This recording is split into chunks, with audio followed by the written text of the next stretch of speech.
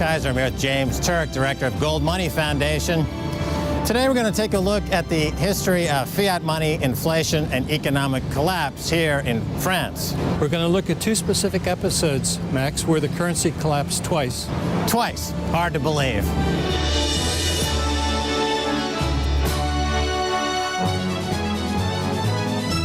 France's first experiment with fiat money lasted only 5 years, but it left deep scars. In 1715, Scottish financier John Law found a willing succor in French regent Philip d'Orléans. Louis XIV, the Sun King's wars and extravagance had left France heavily in debt. His successor tried in vain to square the budget, but expenses doubled income. Drastic cuts would have to be made unless another solution was found. John Law, heading up the Banque Générale, started issuing banknotes. He said this would guarantee liquidity and increase commerce. The bank invested in some hot properties, including the Mississippi Company, whose shares traded right here on Rue Quincampoix. Shares jumped, as did the value of the banknotes. And then, in 1718, the Banque Générale became the Banque Royale, and they issued even more shares. The economy boomed as paper wealth became widespread. In 1720, John Law was made Minister of Finance. But that same year, the bubble popped. The shares started to fall. Law's solution was to issue more banknotes to attempt to prop up the share price in rapidly increasing amounts. The notes started to trade at a discount to metal money. The government started to panic. They issued more shares and forced the state pension account to buy more shares. That didn't work. People started to hoard more gold and silver. The state went door to door and confiscated it. In just a few short months, the shares and the banknotes, now held by virtually everyone in France and held in all the pension accounts, became worthless. And the entire country went down the drain. Oh, and by the way, if you really wanted to insult somebody, you called them a banker.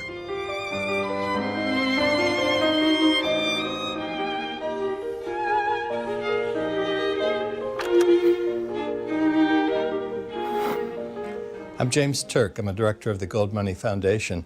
And it's my pleasure to be speaking with Pierre Jovanovic, best-selling author and noted historian. I think there's a flaw in human nature that we're always thinking that there's a free lunch in this world.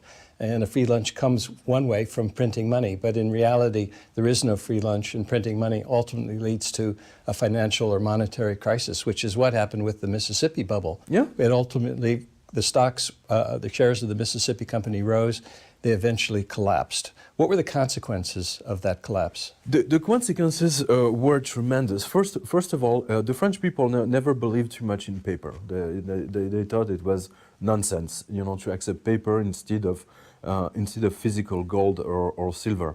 And then there was a kind of mini revolution started. There was the Mississippi Company was Rue Quincampoix in Paris, and there were like thousands of people, you know, coming and striking just in front. So they wanted their money back, and they were like, I think, if I remember it was a bank run. Yeah, it was a bank run. Yeah. So everybody, and the bank run started with the people who were very well informed.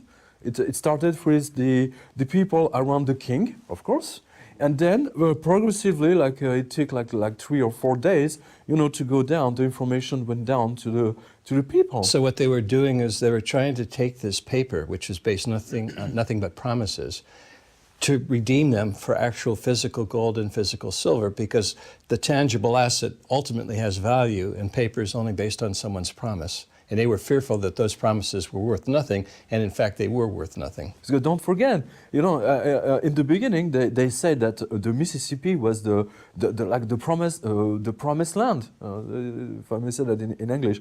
So it was filled in some biblical city, you know, or filled with gold mines and and the silver mines and the apples in gold on trees, you know, something like this.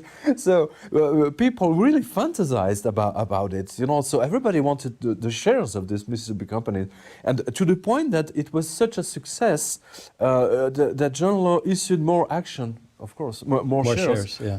than available. So, but that's a very common thing. You know, we saw that through history. After the collapse of the Mississippi bubble, what was the impact on the French people? Was it throughout the entire country or just within Paris? No, it was definitely throughout the whole country, because don't forget the law. Who forbade the French people to use gold coins and silver coins were extremely active, and people all over France were thrown in jail. And at the time, jail was very specific, so it was really a nightmare. So people were really scared because everybody went nuts. There was just this anger against the politicians. We cannot use the term politician, because at the time it was the aristocracy, the monarchs, the monarchs who were there. But the anger of the people was already there, and this anger is going to be demultiplied, and which will give not only the French Revolution, but also the terror period, you know, 3 years later, when they will take everybody and just send them to the guillotine. So this is, it's like a maelstrom of anger, of people who have been stolen from their wealth, for which they worked all their lives. The country's best minds come here to the assembly to make impassioned speeches, but the crushing debt is a problem. 70 years later, France again turned to paper currency. How could this happen? For a whole year, this debate raged between paper money and hard money. Food prices continued to rise. The guillotine started to work overtime.